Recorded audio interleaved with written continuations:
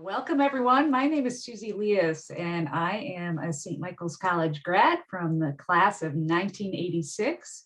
I'm also the president of the Alumni Board of Directors for St. Michael's College, and really honored to serve in that role because I get to meet alums all over the country, and it's really a heck of a lot of fun. And one of our signature events is this career symposium that we're offering over these last couple of weeks, and we got another week to go, and super excited that you've joined us tonight from the nonprofit panel. So I do want to encourage you to look at some of the other events. I'll put the link where you can sign up for those other events in the career symposia. And also I'll encourage you right now to sign up for SMC Connect, because it's a great way to connect with other alums as you're thinking about your career after you graduate from St. Mike's and even beyond that. It's a great way to connect with alums in the areas that you're in. Also, we want to remind all of you that the St. Mike's Career Education Center has a lot of resources that will really help you as you're thinking about some steps and resume writing and mock interviews, all those kinds of things. So definitely take up all those folks in the Career Education Center to help you. But at this point, I have the pleasure of introducing to you your panelists for tonight, and I'm going to introduce them all, and then I'm going to ask them to share a few words about who they are and what their major was at St. Mike's and what their career journey has all been like over the last several years. So see Barney from the class of 2014 on our call tonight, and she's the Development and Communications Manager for Catholic Charities in the Syracuse area of New York State. We also have Rachel Sparks from the class of 2011. Rachel is the Learning and Performance Support Manager for Aramac in the Philadelphia area. And finally, Sarah Shinkman from the class of 2008. Sarah is the Program Director for the New England Hemophilia Association and lives in Maine. So with that, again, welcome panelists. Thanks all for joining us today. And I'm going to turn things over first to Gracie to kick us off in terms of your career journey in the nonprofit world. Thanks, Susie. Super happy to be here. As Susie said, I graduated in the class of 2014. I was a new media and digital arts major, and I was really fortunate that I was placed with the Jesuit Volunteer Corps. So I had received my placement in March of my senior year and started my post-grad year of service in August of that year. And then I was really lucky that I was placed at a small soup kitchen in the central New York area. And I somehow convinced them to hire me full time after my year of service. And that kind of opened my door to the nonprofit area in Syracuse, New York. I spent a lot of time as a volunteer coordinator in the nonprofit world at a small local nonprofit. Then I transitioned to doing development and community relations for the Alzheimer's Association, which is a national nonprofit. So it was definitely interesting to have kind of the small perspective and then the very, very large perspective. And my current role, I'm the head of communications and development for a mid-size nonprofit in the Syracuse area. I work for Catholic Charities, and I'm the head of communications, so I manage all of our social media, graphic design, any printed collateral. I'm the voice of the agency, so any press, public speaking, and then I manage a small pool of donors, anywhere from $1 to $50,000 of the development world. So a lot of community relations and just kind of telling the stories of the work my program staff does at the nonprofit. So that's a little bit about me. I'm really happy to be here and talk about my journey with nonprofits. Thanks so much, Gracie. I'm going to turn things over to Sarah next. Thanks, Susie. Thanks for the opportunity to be here tonight. Gracie, it's great to hear about your experience because I think there are a lot of parallels, at least with the start of our journey. So I graduated in 2008. I was a political science major and a global studies minor. And full disclosure, I did not see myself in the nonprofit world when I was younger. I had dreams of being some high-powered attorney in New York City or something along those lines. Think if you watch the show Suits, something like that, maybe with a little less drama. So I always saw myself doing something in the for-profit world. And when I got to St. Mike's, I started getting involved with the MOVE program. And I think it was my junior year, a good friend of mine encouraged me to sign up for a MOVE service trip. And so I went to New Orleans. I was selected for the New Orleans trip. We went about a year after Hurricane Katrina, and we worked on gutting out 2 homes while we were in New Orleans. And I remember that experience was so impactful. I really didn't know what to expect going into it, but coming out of it, I felt like I needed to do something with that experience. And so I don't know if it's still offered at St. Mike's, but there's a course that students could take in conjunction with a service trip. It was entitled Poverty. So a lot to cover under that title. And it was just 1 hour a week. And I remember during that course learning about a lot of things that connected with my political science and global studies background. And I, so concerned previously about doing work abroad. I think that's still so important, but I also found myself thinking, what things can I do here at home? So this is my senior year now, and around the holidays, so not far from now, I started researching opportunities to get involved in the nonprofit space. And so like Gracie with the Jesuit Volunteer Corps, I found an AmeriCorps position. It was through the Catholic Volunteer Network to work for a small organization that had offices in New York City and Washington, D.C. And I would be doing service learning programming for students. So actually running trips similar to the MOVE program, but doing it for middle school, high school, and college students. So at my aspirations of New York seem so real, but yet as an AmeriCorps volunteer, you learn very quickly that your pay is less than ideal for the Sex and the City lifestyle. So anyways, I got placed in Washington, D.C. and which I didn't expect at first, but I'll tell you, it was an absolute life-changing experience. I moved to Washington. And so the start of my nonprofit work was working for a small local organization. We had 2 staff members, myself included. We had about 2,000 students come through our program over the course of the year, and we helped connect them with service opportunities to serve people who are homeless and food insecure. And so I would lead reflections or facilitation sessions to really help students better understand the work that they were doing in soup kitchens and food banks and so on. So again, like Gracie, I ended up being hired on full-time there, and I worked there for 6 years. I climbed the ropes from AmeriCorps volunteer to program director.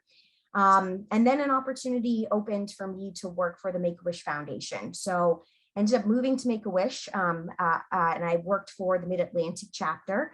So we served all of DC, Virginia, Maryland, parts of Delaware, and I was the volunteer coordinator there. And part of moving to Make-A-Wish was I really wanted the experience of working for a large organization. And Make-A-Wish certainly gave me that. It was an incredible network to be a part of. I also really appreciated that when I said the word Make-A-Wish or the name Make-A-Wish, people knew exactly what I did. Unlike when I worked for this small organization with a really long name, no one ever knew what I was talking about. So I worked for Make-A-Wish for about 2 years, and then I ended up with an opportunity to join the Hemophilia Federation of America. So again, kind of thinking about that journey, I wanted the experience of then working for a national organization where I had opportunities to travel. And in that position, I was doing policy and advocacy work. So I would oftentimes be on Capitol Hill, talking to members of Congress. I would travel nationwide, going to state capitals, and really connecting people with their legislators and teaching them how to have those conversations. So translating the story of a patient with a bleeding disorder to policy. And I loved that. It was exciting. I did it for 4 years. And then I had a kid, and I realized traveling at all hours of the day was more challenging than I would have liked it to be, although I still love to travel. So an opportunity came up for me to move back to my home state of Maine, where I am now, and working for the New England Hemophilia Association. So my work now is program director. I primarily plan conferences, retreats, other opportunities for members of the bleeding disorders community in New England to gather, to receive education, and then connect with others. Really that social support that's so important for a patient community.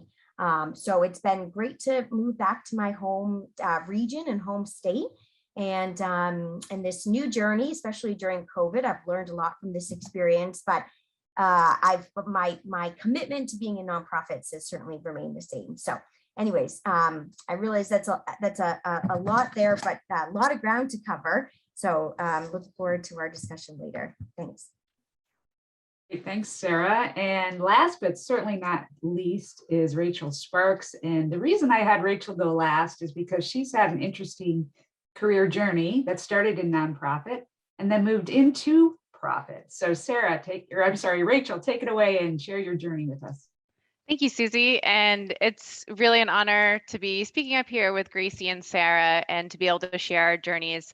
I always remember attending panels like this when I was a student at St. Mike's and really gaining a lot from that I've pulled into my journey. So I'm Rachel Sparks. I graduated from St. Mike's in 2011 with a degree in psychology.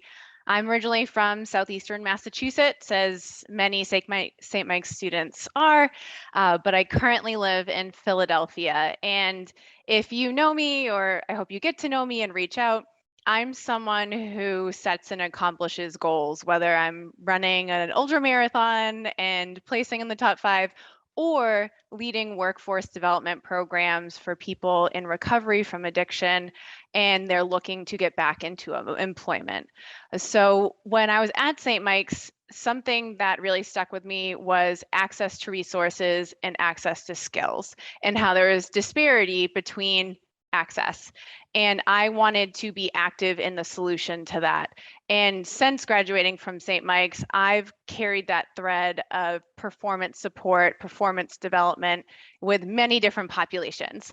So when I graduated, I went direct into my master's program in international youth and family development. So think of human development in some way, but with a global focus at the University of Montana in Missoula.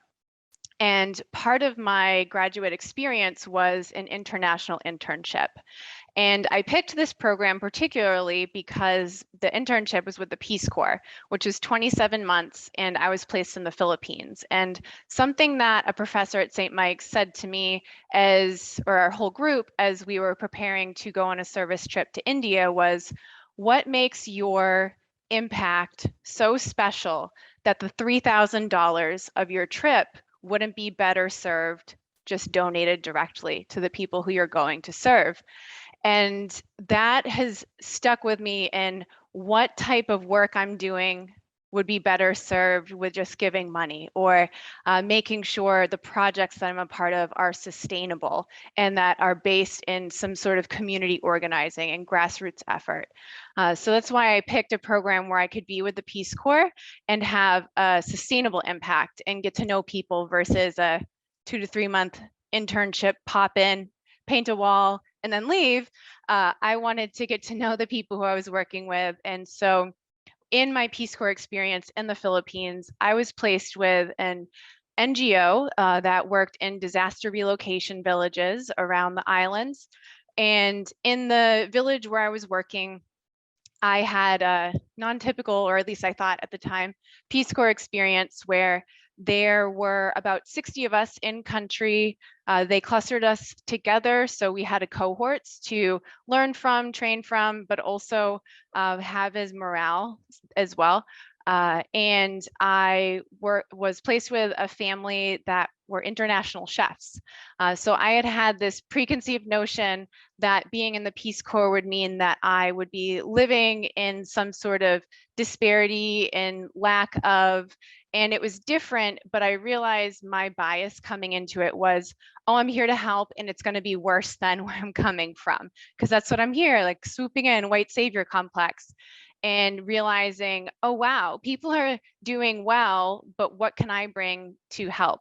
So my role in this was doing strategic planning and doing training of trainers for government facilitators on leadership skills, on critical thinking, and training up youth leaders in the community.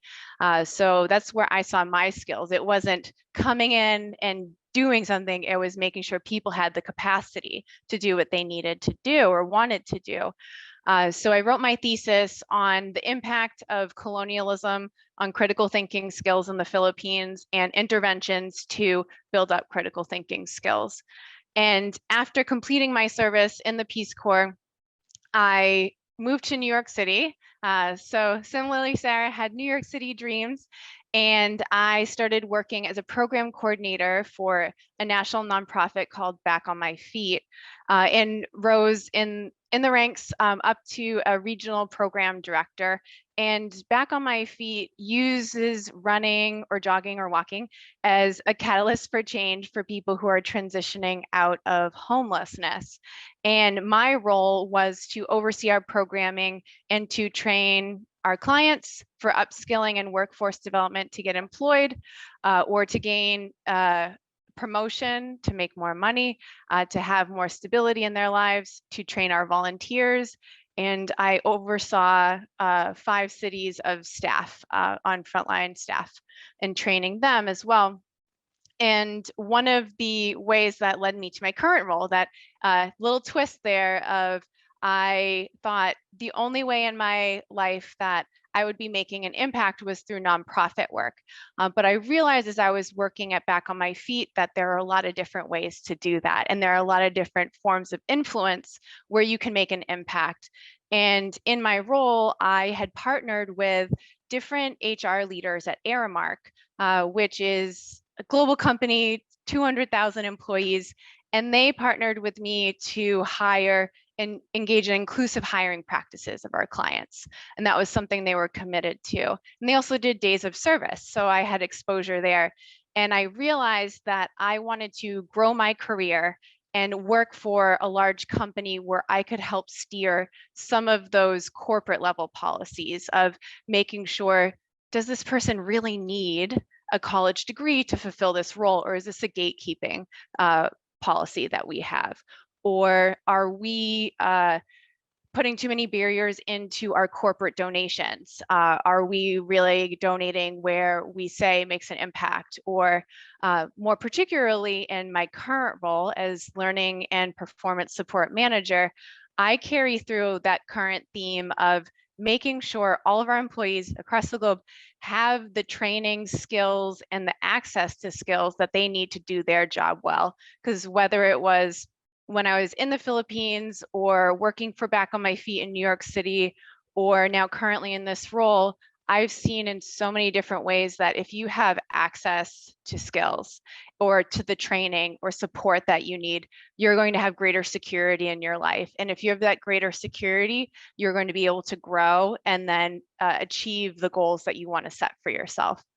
So I'm really happy to be working for a company that has that commitment, not only internally, but also externally in the things that we do. And even anecdotally, we just released menu items for the new school year, where we have carbon neutral or carbon low menu items that you can make sure you order food that has a lower carbon footprint. So I'm excited to be in a space where there are a lot of different ways I can make an impact as an employee inside the system. So I'm happy to speak to any more about that journey.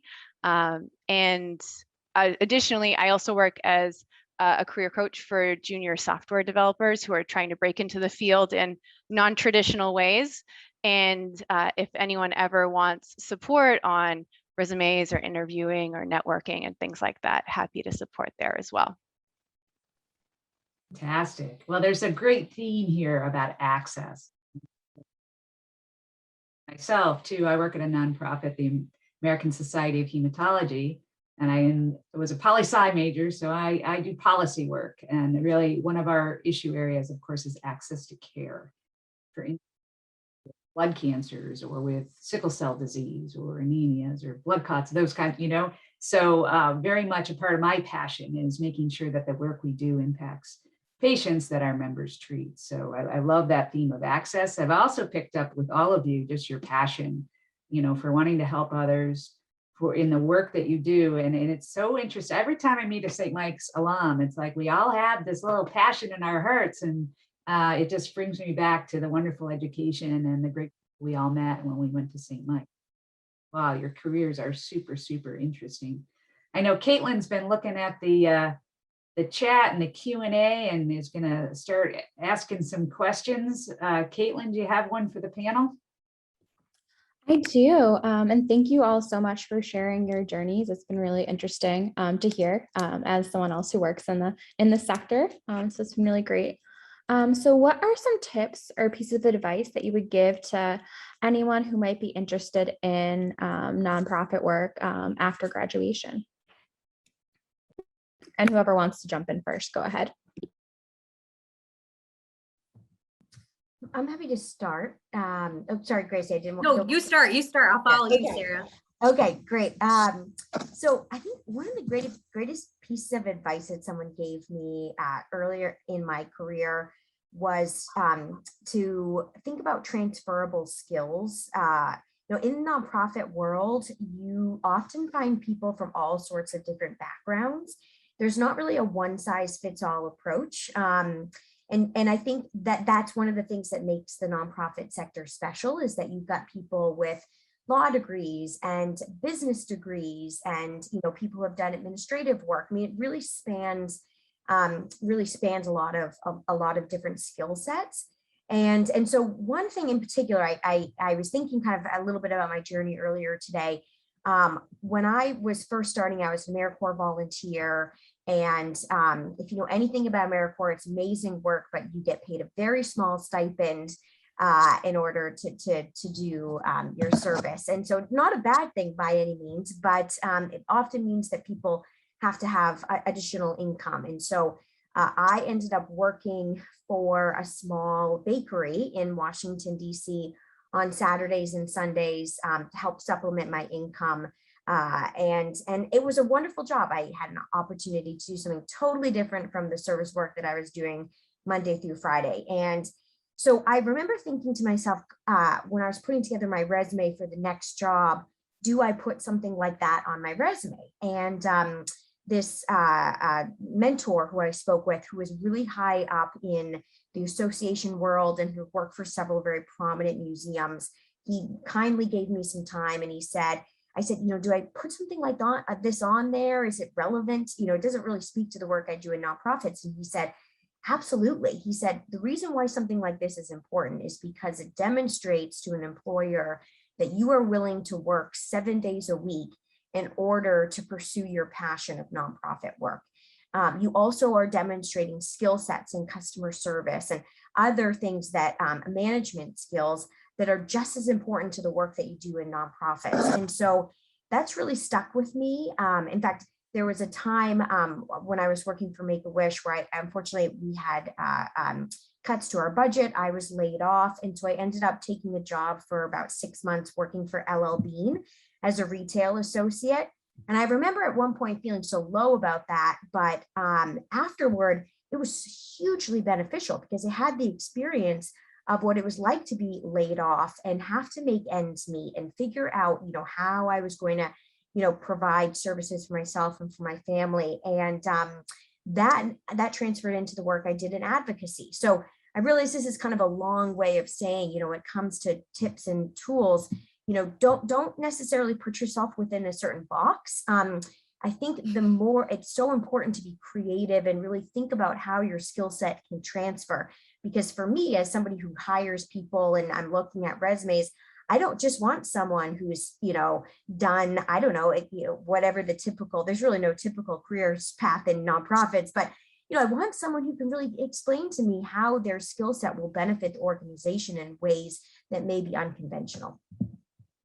Yeah, I couldn't agree more, Sarah. One of the things that first came to mind is when I first started working in nonprofits, I would go to team building activities and they would have us do like a skill assessment, right? So it would kind of look at what your biggest skills were. And my number one skill was positivity. And I remember feeling so embarrassed. I was like, man, I wish it was like computer technology or something like that. And I remember feeling kind of like, oh, I shouldn't be bragging about this. And similarly, I was talking to a mentor and I was saying, I'm discouraged. My top two of my skills are kind of soft skills.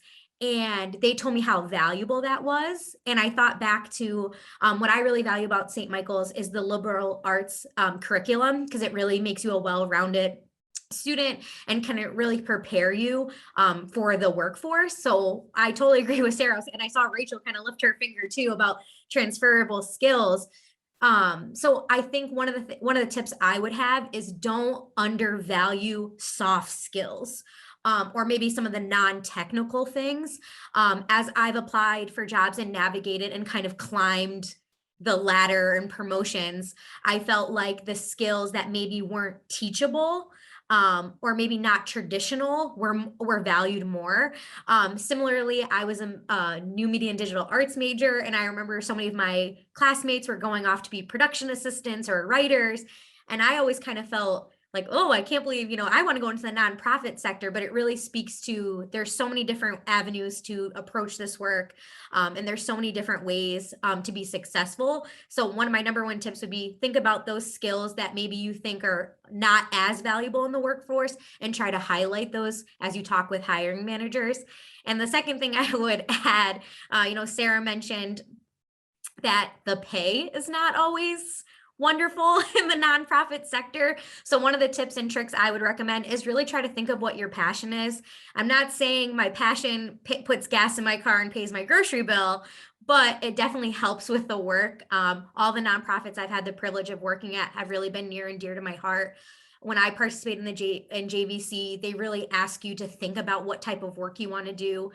Food justice is really important to me. That's reflected in my work at soup kitchens, as well as our homeless shelter. So I really encourage you, if you're interested in following a nonprofit career, really try to focus on what maybe even broad strokes, passions or projects or different nonprofits you'd want to work at that you're really passionate about. This is a really good segue. Similarly, to what Gracie was speaking to, is finding where your passion, your values, and your skills come together. So when I found Back on My Feet, I had no idea Back on My Feet existed as a nonprofit before I applied. I searched for running and nonprofits because at the time I was doing a lot of competitive running and I wanted to figure out a way, how can I bring my passion of running and that soft skills development that I've gained and others have gained from it to my nonprofit work. And so when I searched running and nonprofits, Back on My Feet came up, and I couldn't believe that a nonprofit existed that aligned with my passion, values, and skills so much. So whatever you're looking for, what you want to make an impact in, look for it, because I can nearly guarantee that it could be out there. You never know. And then the other piece is networking with folks, going on LinkedIn and figuring out who has the career path that you admire. Maybe it's not the same because there's no one linear career path that's going to lead you to this place that you end up in, but see where people have come from and what you can glean and take from each person. And St. Mike's is a great place to start for that because we've all had such diverse and different experiences in our career pathing.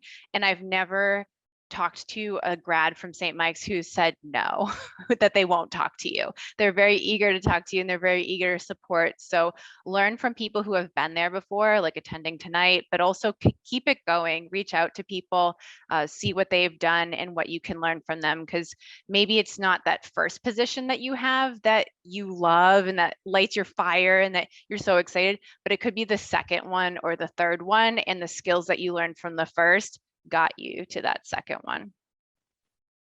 Awesome. And I'll also add, taking risk is really important. And one thing I did, it was crazy, was I was working in a nonprofit when I first graduated from St. Mike's, and it was awesome. It's called the Close-Up Foundation, and I was working with high school students who would come to Washington, D.C., and we used Washington, D.C. as our classroom. Super fun job right out of college. But there got to a point where I was like, I'm teaching about the importance of being engaged and discussing issues, but I feel like I'm not doing it myself. And I met someone up in Maine, Sarah, a state rep actually, who decided to run for Congress. And he said, oh, working on political campaigns is really fun. And again, I was like, huh. So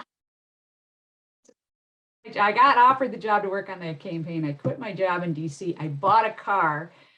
I moved up to Maine. I lived with a family for like 3 months. And, I had student loans I had to pay back, but it was like, I want this, who knows where this is going to lead to. And I'll tell you what, that led to a lot because our guy got elected. He then hired me on his staff in Washington, D.C. So I had that cool opportunity. And then from there, I met so many people, and that's where the networking really all began, and the power of networking too. And my other story about networking is that just last, I'm trying to think of maybe May, I talked to a St. Michael's grad, and she was moving down. We had this great conversation, and so fast forward, I think about 8 months, and I had a position in my department, and I started going through SMC Connect, and I realized I had connected with this person, and I reached out and I said, hey, I've got this opening. You want to come talk to us? And she said, let me think about this. And she applied, and she just got the job. So I hired a St. Mike's alum. I'm so excited. And it's the power of networking again. And I interviewed her, but I let my whole team interview her, and I didn't really say a whole lot. And she sold herself because she worked hard. She showed her interest in, just trying something new. She had a lot of initiative. I know she's going to work hard, and those are things we all learned at St. Mike's. So anyways, the power of networking is so key. And like Rachel said, anytime a St. Mike's student calls me or sends me a note, I'm going to say, yes, I want to talk to you, because again, we all love St. Mike's, and we want to help students who graduated from it. So keep that in mind. Okay, Caitlin, what's our next question? Yeah. So what would you say is kind of the most difficult part of working in the nonprofit sector? And whoever wants to jump in first, go ahead. I can start because I kind of figured this question would come up, and I never want to give one of those like half truths where it's like, oh, I'm just too dedicated, or something like that. So I really thought about this. I would say the biggest challenge is, and Sarah kind of touched on this, you're often working with a really small staff. Resources are sometimes thin. I work in fund development and communications, so I have the least direct service. Not that like programs usually have more resources than I do, but usually when you're kind of doing more like one-on-one client work, there's a little bit more staff. But time and time again, I often feel like it's two people, a dream and a shoestring, kind of making things happen. With that said, I do think there's an incredible opportunity to learn because there's a lack of staff, but that doesn't come without challenge. Sometimes I'm the janitor, sometimes I'm the electrician, sometimes I'm the lead fundraiser, sometimes I'm the squash unloader of the food truck. So just with nonprofits, it just tends to be a small staff. I think it's all about perspective. So you can really look at that as an opportunity to gain a variety of skills. But if I'm being honest, there are days where I wish there was maybe 3 or 4 more people on our staff just to maybe lighten the load and make things a little bit more streamlined. As someone who, Oh, go ahead, Caitlin. I was just going to say, as someone who routinely goes down to the basement to flip the fuse box in the office, I definitely feel everything Gracie said. I would second that part for sure. And something that one of the reasons why I switched to more social impact in the for-profit space was some of the directions and funding that were frustrating to me, where I, as a program director and overseeing staff, saw the output of work that they were doing and wanting to be able to compensate them more or support them more, and not having the funds to do that because funding would be directed in grants otherwise to look for places that had low overhead. And when you think of overhead, that's salary to what Gracie was speaking to. And so we ended up having more overhead because we had higher turnover amongst our roles, because people were looking for better opportunities outside of the organization. So I'm happy to be in a place now where I can direct some of that funding or support some of that funding, either through my own contributions or matching contributions at my company, where I don't have to specify, I don't have to restrict it and say it's only towards this. Like, no, coming from a skills-based perspective, I trust the people who work at the nonprofit. They're the skilled workers who are going to be doing that work to make the impact. So that was a frustration that I saw within, but I'm hopeful because I'm seeing more donors, more grants, and more conversation around how that can be harmful to the space. I would just chime in. First of all, I can completely relate to what Gracie, Caitlin.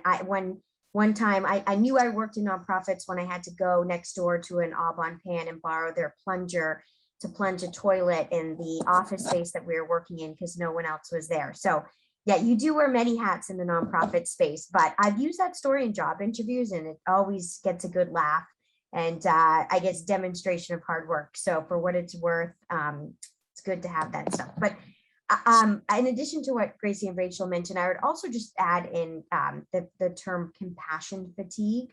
Some people may be familiar with this. I think I really learned the term compassion fatigue when I work for the Make-A-Wish Foundation. You know, it can be really hard seeing people in vulnerable, challenging positions, and certainly in the case of Make-A-Wish, when we would work on wishes with children who did have a terminal diagnosis. And that's wearing on you. It's really tough. In addition to being a staff member, I also was a wish granting volunteer. And so I'd work directly with some families in these situations. And prior to that work, as I mentioned, I worked with people who are homeless and food insecure. And for a long time, and even still, but I carried the weight of these people's stories on my shoulders. And it was difficult. I often found myself coming home from work thinking about, you know, what I could do to improve these people's circumstances. And you know, I was doing the best that I could in the work that I did, as were the services that were being provided to these people. But it can be a lot. So I think, you know, it's talked about a lot in the nonprofit space. I don't know how much it's practiced, but self-care is so important in the work that you do in nonprofits. You know, I feel like the term finding balance can be a bit overused, but I do think that finding outlets, finding things that you can do outside of your work. One of the things I used to do a lot in Washington, DC was volunteer actually with other organizations. And even though I spent most of my time organizing volunteers, I found it really useful to get out and do volunteer work because it felt like, in addition to what I did full time, I was moving the needle outside of that in my own local community. And so I just think it's important to take care of yourself and make sure to find outlets to benefit you. And that goes throughout life. It's not just in your career, but you know, you can only be the best employee you can be if you give yourself the time and space to be able to process the work that you're doing in and out of the office. So don't neglect that, because if you do, I think it can really take a toll on the work that you do. Yeah, I'll jump in on that. And Rachel, you'll appreciate this. My outlet is running. So, you know, I actually am a part of a great women's running group, and it's so awesome. I swear, it's like a therapy session every Wednesday night. You know, we talk, we run. And We'll have to go for a run together sometime. Anyone's welcome. Yeah, it's just a great outlet. I agree. You gotta take care of yourself. I think someone else just shared with me recently, you know, you can't help if the ship is sinking. You got to help yourself first before you can help everyone else, right? So keep that in mind too. And one other comment I did want to make, I know there was some chat about, you know, the money you make in nonprofits, and it might not, you know, be the highest salary you can get. And I'd like to challenge that a little bit, because there are nonprofits that pay well, and nonprofits are businesses. There's a misconception there that nonprofits don't make money. Nonprofits are little businesses, right? And there are nonprofits where you can have a great career and a good salary too. So, and you can combine all those things, something, you know, looking at, and I think a really important thing to think about too, look at mission statements of organizations you're looking at. And someone also told me something once, which was, if it's in your gut, place to go for it, right? And it, you know, even if, you know, a year into it, you're like, I'm not so sure. I think Rachel talked about this. And, you know, these are building blocks, right? And you learn from all your experiences. And one other thing I'd say is jump in for opportunities within that organization, you know, whether it's, hey, this department needs help stuffing envelopes, right? I was like, shoot, I'll do that any day of the week. It's a nice change of pace, and you're chatting and you're stuffing envelopes and you're getting the job done. But there's lots of great opportunities along the way, and people love initiative. Anywhere I've been, if you jump in and volunteer where you're working, I'm telling you that the higher ups will notice that. And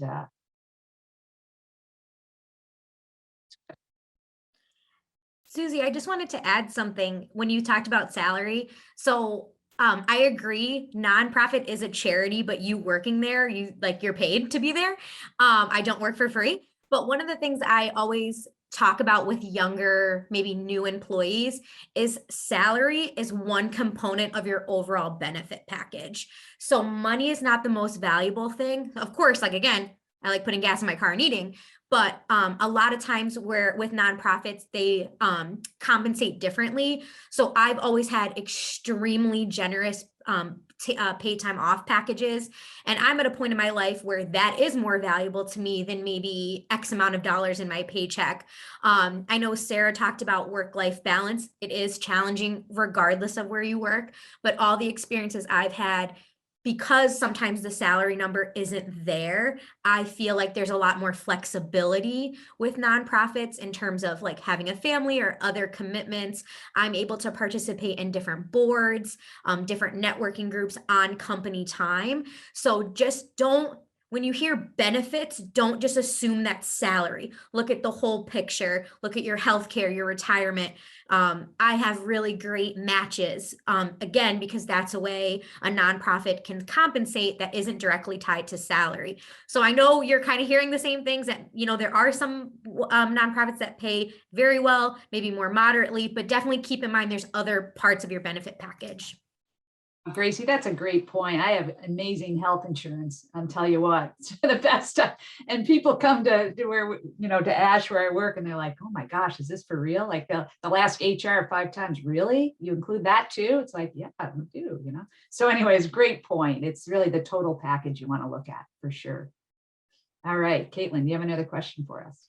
I do. And it definitely segues well in terms of benefits and how that's all changed, along with the scope of work that's kind of shifted. And what has the effect of the pandemic been on your work in the nonprofit sector, and what you would think that might impact people wanting to go into the sector?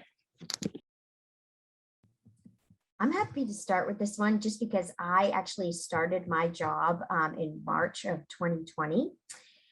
So I interviewed just before COVID started, and then in my first job, actually the first week, we had to cancel an event because of COVID.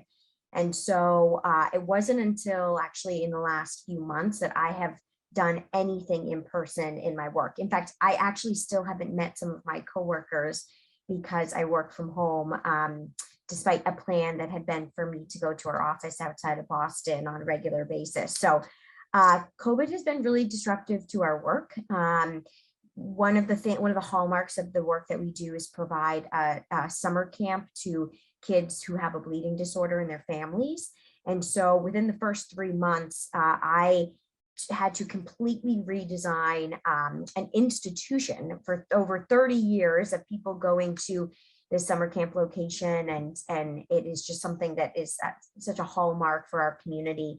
And I remember in those first few months thinking, I don't even know where my computer passwords are, let alone how to run a Zoom call or breakout rooms. I mean, those were such foreign concepts to me at the time, because everything I was doing before was in person and highly immersive and interactive with people. And so I have had to completely rethink all of the programming that we do within our organization. We have about a dozen signature events throughout the year, in addition to several webinars. And so that's definitely been a challenge. But I will say, kind of looking over the last year and a half, I have gained so much experience in changing the way that we provide learning opportunities to people. We've now had the opportunity to engage so many more people across the New England region in programming, because they don't have to travel sometimes, hundreds of miles to get from, northern Maine to southern Connecticut to attend an event. We have people who have disabilities to the point where mobility is a challenge. So they can be on a computer without having to, attend something in person. So anyways, just kind of wrapping up this point here, I think COVID has in fact given us opportunities that I don't think or certainly wasn't thinking about back in March when I started this job. And there are a lot of things that we plan to continue with after whenever COVID ends, whatever that looks like, because they've been really successful over the past year and a half. Yeah, I guess I'll try to keep this short and sweet. With Catholic Charities, we are an emergency service nonprofit. It's even difficult to talk about. We serve anyone from an 8-year-old baby, to an 80-year-old man.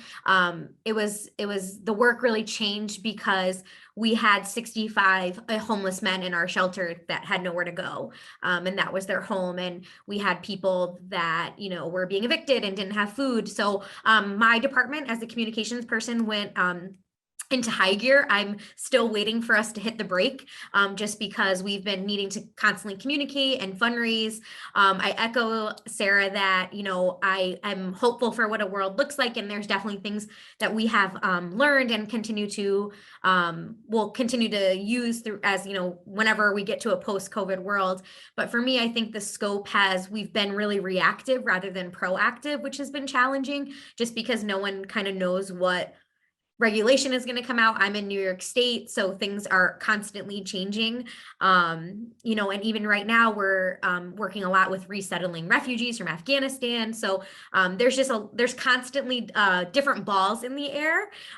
So the scope of work is always growing, changing, moving forward. But just trying to have a positive attitude and have creative thinking and creative solutions, and kind of working as a team has always really helped us. So. In addition to the programs that had to change, so I was working in nonprofits in the beginning of COVID and then transitioned into my for-profit role. Something that was uncomfortable at first was having to change our programming to virtual, but it allowed us to launch in many more markets that we wouldn't have otherwise. So we had growth phase during COVID because it helped kind of get away some of those blinders of this is the way we've always been doing it. So the creativity and ingenuity, though coming from some discomfort, led to a lot more impact that we were able to have as an organization. And part of that is due to the technology and infrastructure that we were able to bring into the organization. And something that can be a challenge in the nonprofit space is your technology. And it's sometimes the last thing invested in, or you're bringing together different systems and they're clunky or they're not working. And COVID has forced the hand of technology is a part of our service, and we need to have strong technology in order to do strong reporting, in order to track our services, in order to reach our clients or volunteers or community. So I was fortunate to be able to be a part of a conference with Salesforce, and this was something that they're investing in a lot, is how we can use tech for good and investing in the social impact space with technology. So I've been really inspired of how technology is coming more into social impact and how that can reduce friction so that we can provide the services that we're good at providing without have to worrying about technology friction. Fantastic. And I guess my opportunity in COVID or the pandemic which was really interesting, was the crossover between how COVID-19 was impacting patients with hematologic conditions and diseases. And working with federal agencies, CDC called on us for our experts, right, when there were issues with the J&J vaccine and blood clots, right? So interesting on the policy front to see how the pandemic, impacted my job and the folks I work with. So lots of opportunities. And I guess the other thing, just to stress, when these curveballs come your way, they open up opportunities. And I think that's what's so fun actually about the nonprofit world that we have all experienced. And there's so many opportunities to grow. And it's just about it. So I think we're at 6:50 p.m. and we need to wrap this up because there's another excellent career symposia panel starting at 7 o'clock, and that's the panel on public health, which looks like a really good one. A couple of things though before we wrap up here. Of course, there is an opportunity to sign up for those other sessions, and I want to try to get the here we go. I think I can send this up to everyone. Here's all the panels. You can sign up for the career panels there. And I also want to really remind all of you to also sign up for SMC Connect. I'm going to get that link for you as well. This is the greatest place. I'm telling you, it's really kind of fun to connect with alums and see who's out there, who's in the nonprofit space, who are other poli-sci majors, you know, who are psych majors and English majors and whatever, and to see what they're up to, right? So I'm going to pop that in the chat box here as well. See if I can get it. Talk about technology. How did I miss that one? Hang on one second. I'm doing this. As I'm going to get that link for you all, I want to take this time to really thank our panelists who are fantastic tonight. It's been so much fun, and you've shared some great tips. I guess we didn't get into some of the things like your favorite class at St. Mike's. As I'm looking for that link, give you, 10 second. What was your favorite class at St. Mike's that has helped you with your career?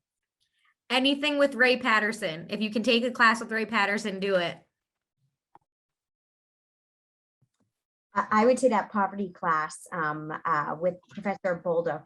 I'm not sure if he's still there, but it was fantastic.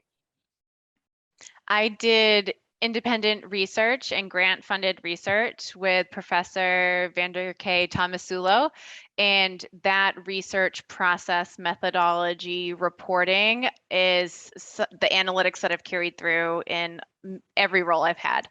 So though I don't still do the research that I researched, I bring that skill set into every job I've had. And I think I'm just going to say, I had so many great professors, but someone told me, take advantage of those special events on campus, those lectures, those guest lectures, because it does broaden your horizon a little bit about some other things you might be interested in. I think if you have an opportunity to do an internship or study abroad, again, it's great I came to Washington, D.C. my junior year and went to American University to study American government. And it was really kind of fun too. That was sort of my initiation to DC and what brought me back here. And I've been living here ever since. So again, great advice. And Caitlin, you want the last word? Sure. Thank you all so much. And I speak for myself, but I know everyone else. Feel free to find us on LinkedIn. We're probably all happy to connect with you and have a conversation. So thank you so much for coming.